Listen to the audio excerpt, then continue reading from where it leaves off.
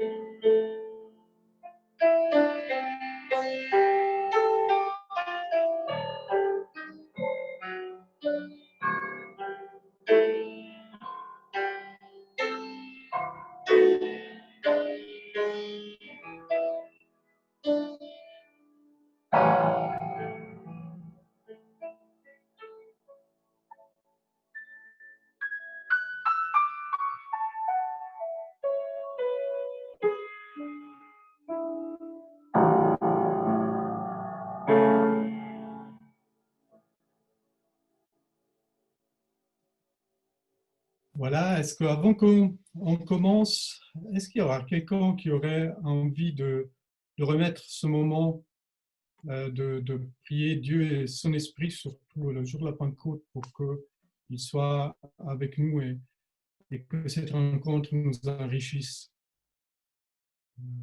Jérémie, par exemple.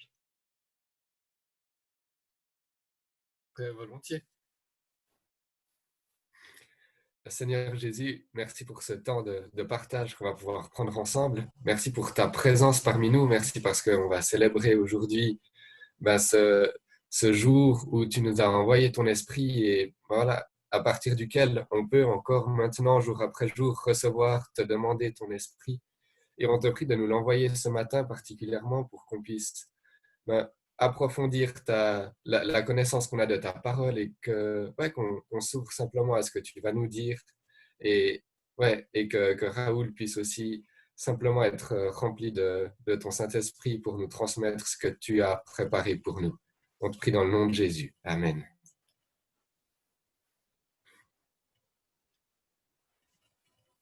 Voilà, alors on quitte pour un moment en pensée notre technologie. Enfin, on reste connecté grâce à la technologie, mais on va se placer un moment très loin dans le temps. On va faire un saut dans le désert entre l'Égypte et la terre promise. C'est le moment où justement où il y a rien, il n'y a pas de distraction, il n'y a pas de supermarché, il n'y a pas Internet, il n'y a pas de Wi-Fi, mais c'est justement parce qu'il n'y a pas de Wi-Fi technologique qu'il est aussi plus facile de se mettre en contact et en relation avec Dieu. C'est un récit, on aurait pu lire le récit de la Pentecôte, mais ce récit est moins connu, mais vous verrez, c'est très, très, très étonnant. Est-ce que vous m'entendez tous bien? C'est dans le livre des Nombres, au chapitre 11. Moïse sort de la tente et il rapporte au peuple les paroles du Seigneur. Puis, il réunit 70 anciens d'Israël et il les place autour de la tente.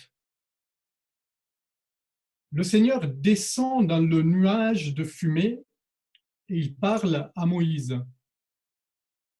Il prend une part de l'esprit qui est en Moïse et il la donne aux 70 anciens. Dès que l'esprit se pose sur eux, ils se mettent à parler comme des prophètes, mais ils ne continuent pas. Maintenant, vous êtes Moïse. Tu es Moïse et tu vois tes 70 anciens tomber en transe. Le mot hébreu qui est utilisé comme prophétiser, c'est tomber en transe. Ils tombent en transe sous l'influence de l'esprit, mais ça ne dure pas longtemps. Qu'est-ce que tu penses quand tu vois ça?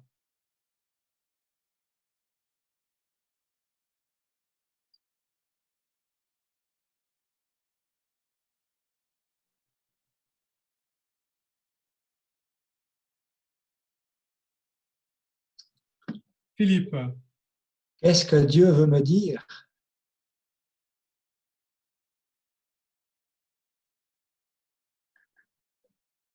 Moïse, je n'ai pas bien compris.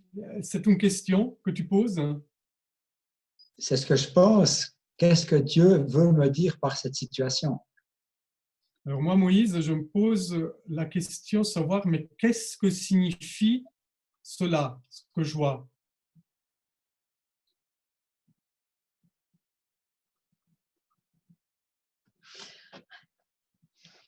Viviane. Moi, Moïse, je suis inquiet. Je vais devoir partager mon pouvoir avec ces 70 gaillards-là. Moi, Moïse, je suis inquiet de voir que d'autres ont le même esprit que moi, que j'ai reçu.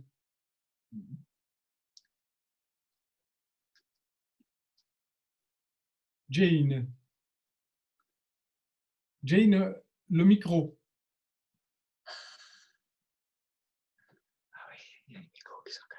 Je dirais simplement, mais qu'est-ce qui arrive? Qu'est-ce qui est en train d'arriver? Ouais. Qu'est-ce qui se passe? Au-delà, bien sûr, du fait qu'il tombe en transe, évidemment, ça c'est clair, mais Qu'est-ce qui se passe? que fait Dieu, peut-être? Hélène? Zut, ça n'a pas marché. Alors moi, Moïse, je me demande, zut, ce n'est pas marché.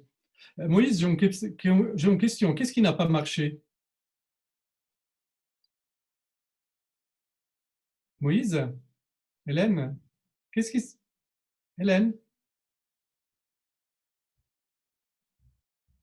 Qu'est-ce qui n'a pas marché? Je pense, j'interprète, je pense que je me suis posé la même question.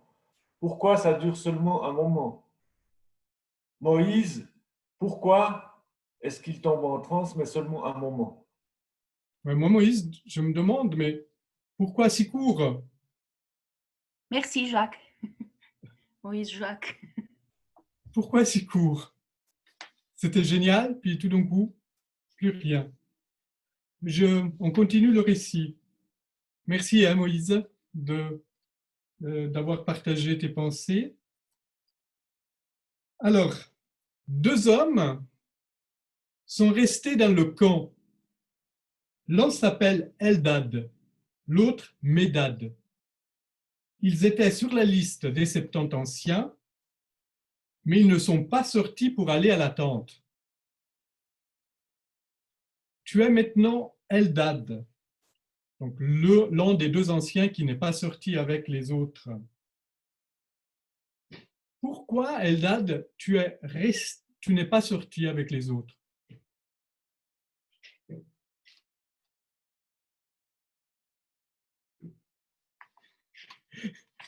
Lâche-toi, Suzanne.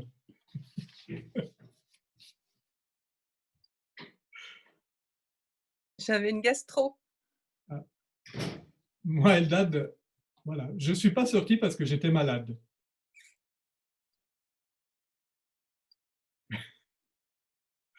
Distance sociale.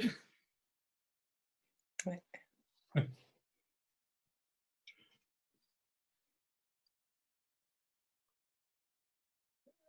Jacques. Moi, il a trop de soleil dehors. Ouais. Moi, Eldad, je ne suis pas sorti parce qu'il faisait trop chaud.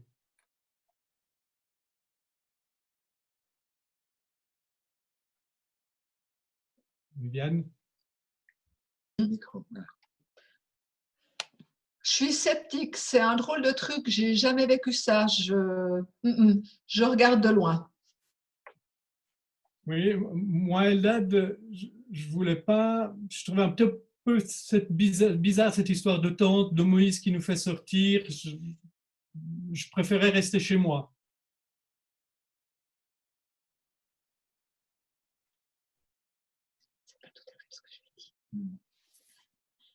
On continue.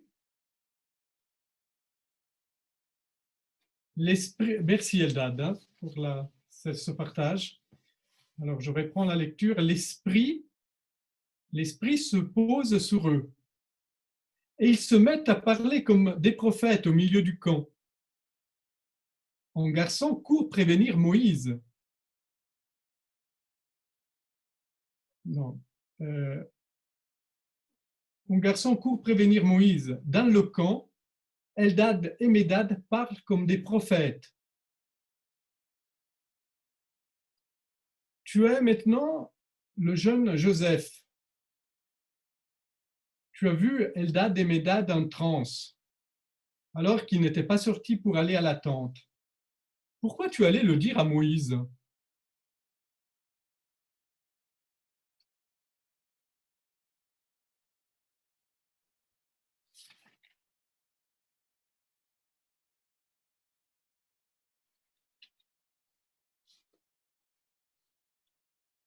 Mireille.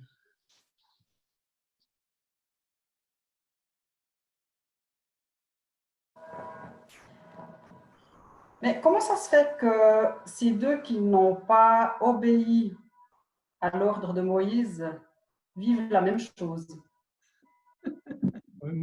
Moi, Joseph, je me pose la question, pourquoi ces deux-là qui n'ont pas été obéissants à Moïse ont-ils aussi reçu l'Esprit?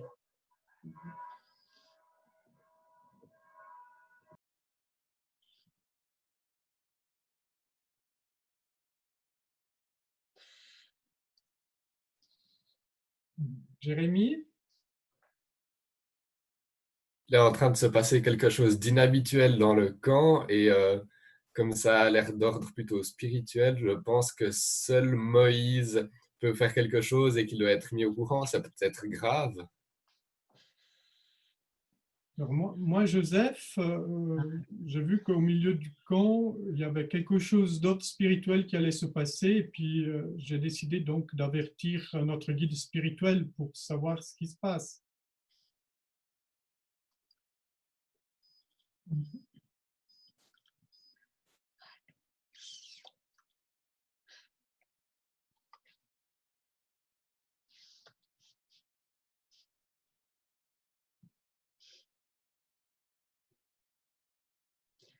Esprit de contrôle quand tu me tiens. Ah ouais, tiens, un peu là.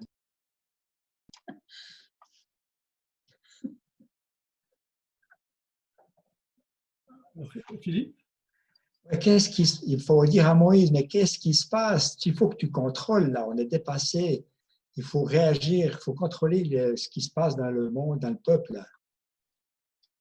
Alors moi, Joseph, je trouve que tout d'un coup, tout n'a plus d'ordre, c'est un peu n'importe quoi. Même ceux qui ne sont pas sous la tente commencent à recevoir l'esprit, mais il faut faire quelque chose. Que fait la police? Merci, merci Joseph.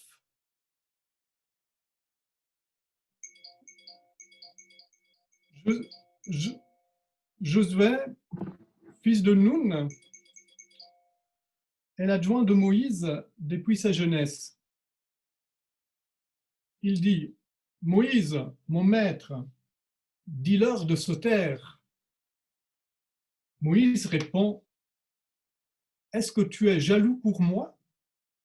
Si seulement le Seigneur pouvait donner son esprit à tous les Israélites, si seulement ils étaient tous prophètes. Ensuite, Moïse retourne au camp avec les 70 anciens. Donc, tu es Josué. On ne sait pas comment tu as réagi à la parole de Moïse quand il dit « si seulement tous les Israélites étaient des prophètes ».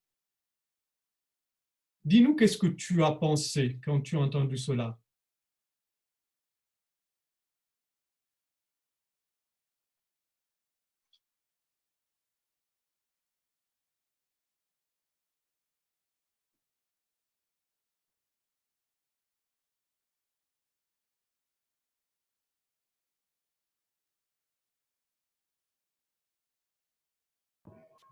Jane. Jane, le micro. Le micro est Jane.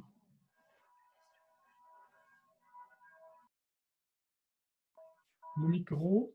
Oui, si tout le monde devient prophète, on n'a plus besoin de prophète ou quoi? Alors, moi, je sais que ça, je m'interrogeais, mais alors, si tout le monde est prophète, il n'y a plus besoin qu'il y ait un prophète qui nous guide.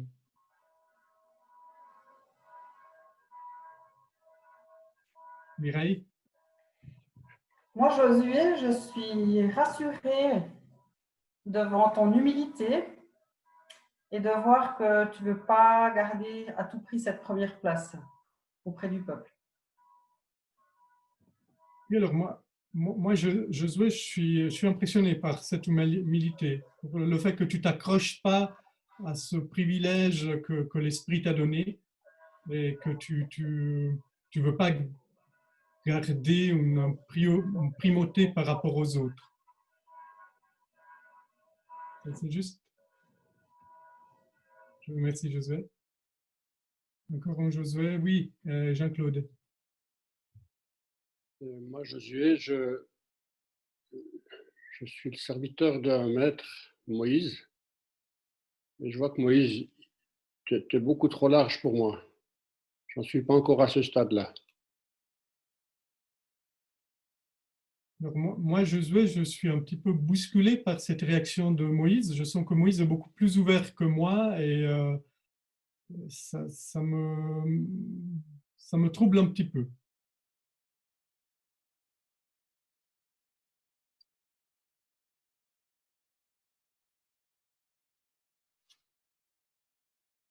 Merci Josué, merci Moïse, merci Eldad, merci Joseph. On prend congé de ces personnages qui nous ont accompagnés dans cet échange. On revient à nous, derrière nos ordinateurs, sous nos chaises ou sur notre canapé. Et nous écoutons encore une fois ce récit biblique en gardant à l'esprit l'échange que nous avons eu. Peut-être qu'on va le ressentir différemment, pourtant peut-être qu'on voit mieux le toucher, le vivre différemment.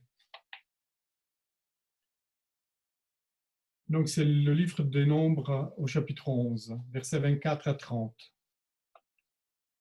Moïse sort de la tente et il rapporte au peuple les paroles du Seigneur. Puis il réunit 70 anciens d'Israël et il les place autour de la tente. Le Seigneur descend dans le nuage de fumée et il parle à Moïse.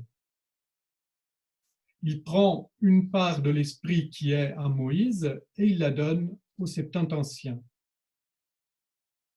Dès que l'Esprit se pose sur eux, ils se mettent à parler comme des prophètes, mais ils ne continuent pas. 2 hommes sont restés dans le camp. L'un s'appelle Eldad, l'autre Médad. Ils étaient sur la liste des 70 anciens, mais ils ne sont pas sortis pour aller à la tente. L'Esprit se pose sur eux et ils se mettent à parler comme des prophètes au milieu du camp. Un garçon court prévenir Moïse. Dans le camp, Eldad et Médad parlent comme des prophètes. Josué, fils de Nun, qui est l'adjoint de Moïse depuis sa jeunesse, il dit « Moïse, mon maître, dis-leur de se taire. » Moïse répond « Est-ce que tu es jaloux pour moi? Si seulement les seigneurs pouvaient donner son esprit à tous les Israélites, si seulement ils étaient tous prophètes. » Ensuite, Moïse retourne au camp avec les 70 anciens.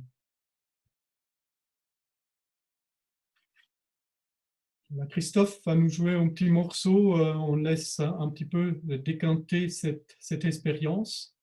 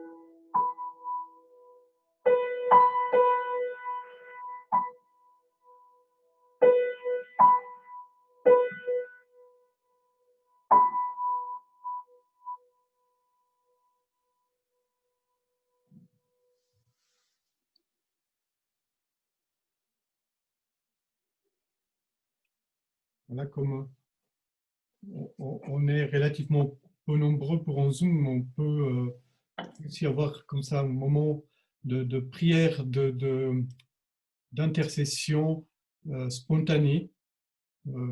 Ensemble, nous mettons face à Dieu et puis si quelqu'un a envie de partager une prière que l'Esprit lui suggère, il est bien sûr libre de le faire.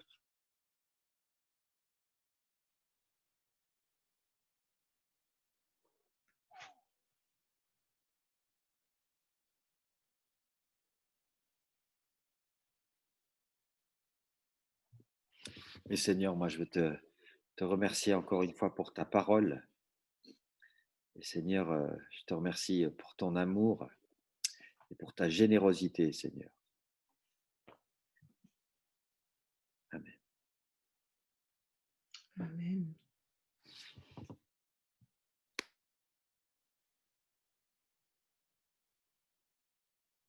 Oui, Seigneur, merci pour ton esprit. Il n'a pas de frontières, il nous bouleverse. Il ne dit pas ce que nous attendons. Il nous surprend. Il parle par des personnes que nous ne considérons pas. Il est vraiment étonnant.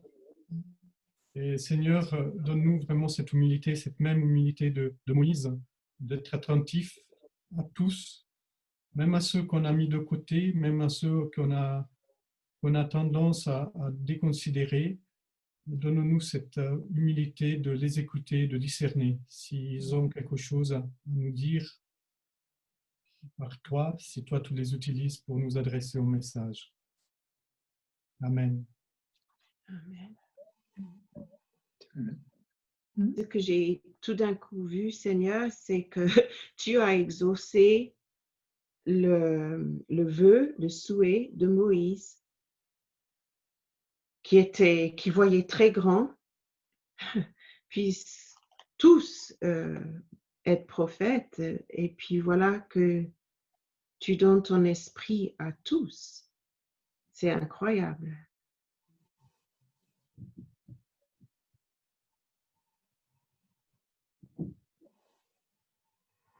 Seigneur, ce qui me touche, c'est que comme Medad et Eldad, je suis dans l'attente et je n'ai pas vu descendre ton Saint-Esprit, mais malgré tout, je l'ai reçu.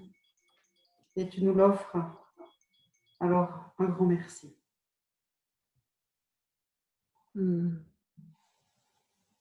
Merci Seigneur pour cette perle dans l'Ancien Testament. Merci parce que ton esprit est de tout temps, à toute époque et pour tous les hommes. Et merci parce qu'aujourd'hui encore, tu nous remplis de ton esprit pour être témoin de ton amour. Vraiment, sois loué et béni.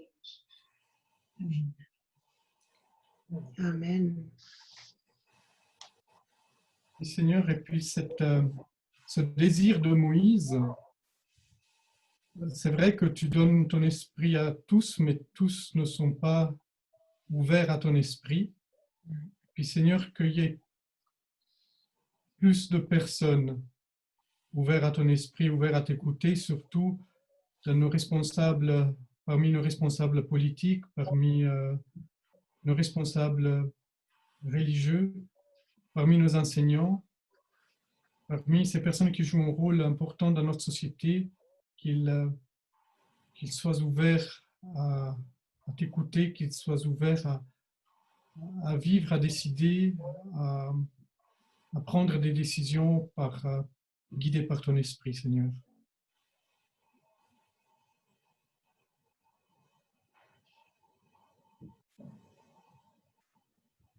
Ce que je vois, Seigneur, c'est que tu n'agis pas dans la boîte, mais en dehors de la boîte, là où on ne t'attend pas. Voilà, tu es descendu sur Eldad et Medad et ça ne convenait pas quelque part par rapport à nos propres jugements. Tu es le Dieu des surprises. Et je t'en remercie de tout mon cœur. Amen.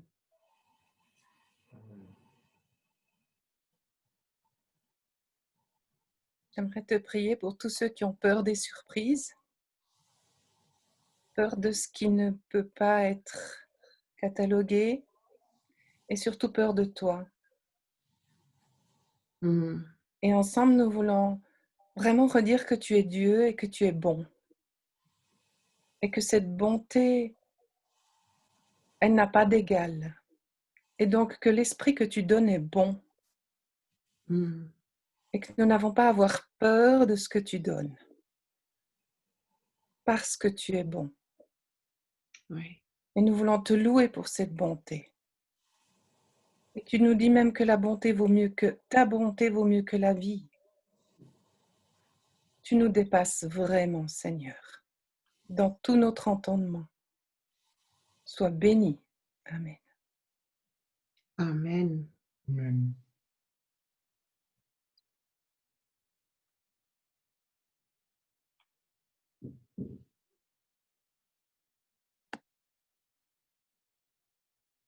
Seigneur, donne-nous de reconnaître ceux qui parlent sous le souffle de l'Esprit et qui ne sont pas forcément étiquetés comme membres de ton peuple. Donne-nous de reconnaître dans les paroles qui sont dites aujourd'hui suite à cette crise que nous vivons, ceux qui évoquent un monde nouveau, qui l'attendent, qui y travaillent. Et dans ce qu'ils disent et ce qu'ils font, aide-nous à reconnaître la voix de ton esprit.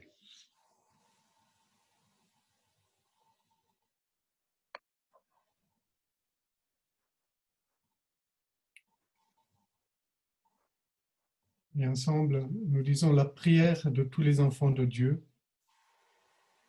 Notre Père, Notre Père qui qui es es aux aux cieux, cieux, que ton nom soit sanctifié, que ton règne vienne, que ta volonté soit faite sur la terre comme au ciel. Donne-nous Aujourd'hui notre notre pain pain de ce jour. Pardonne-nous Pardonne-nous nos nos offenses, offenses, comme nous pardonnons aussi à ceux qui nous ont offensés. Et ne laisse pas entrer en tentation, mais délivre-nous du mal. Car c'est à toi qu'appartiennent le règne, la puissance et la gloire au siècle des siècles. Amen. Amen. Voilà, donc c'est le moment des annonces. Donc je vous rappelle, dimanche prochain, le culte sur Canal Alpha, organisé par nos autorités religieuses. Et puis le 14 juin, le premier culte à nouveau en présentiel, en suivant les mesures d'hygiène édictées, évidemment, au temple Assemblée. Et voilà, Gaël est encore là. J'aimerais qu'il prenne la parole pour vous annoncer, parce que pendant cette période de confinement, c'était aussi une période d'écoute et d'inspiration. Et comme les apôtres, après avoir reçu l'Esprit, ont eu envie de le partager, de proclamer la bonne nouvelle, nous aimerions en automne commencer une action d'évangélisation. Et je ne sais pas si Gaël, tu peux comme ça improviser la présentation de ce que nous pensons faire. Oui, alors juste en quelques mots, c'est vrai que nous avons réfléchi ensemble, nous avons prié et nous avons essayé de chercher quelque chose qui nous emmène tous et non pas seulement quelques-uns dans un désir de partager cette parole pour surfer sur cette belle vision que nous avons travaillé avec le conseil de paroisse et avec chacun d'entre vous, en fait, qui est Osant Dieu pour des vies transformées.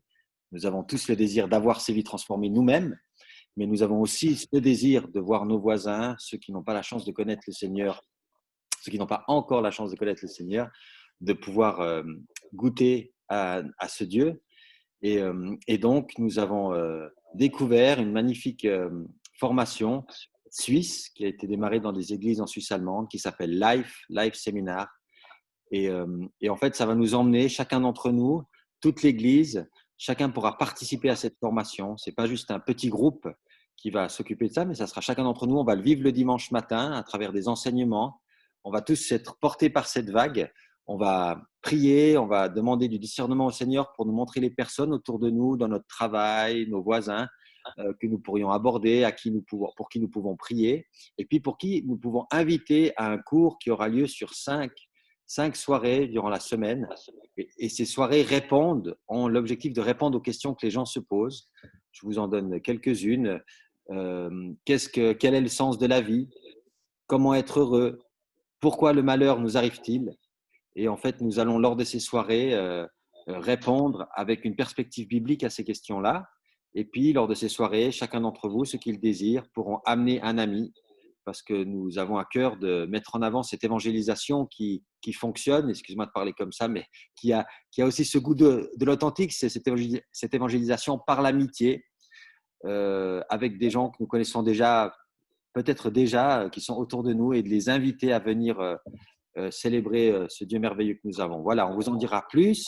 Il y aura aussi des détails à dire, mais c'est une vague, c'est quelque chose qui va tous nous emmener. Chacun pourra prendre sa place comme prieur, comme accompagnant ou à différents autres endroits, mais on sera ensemble pour vivre ça et moi, je me réjouis beaucoup.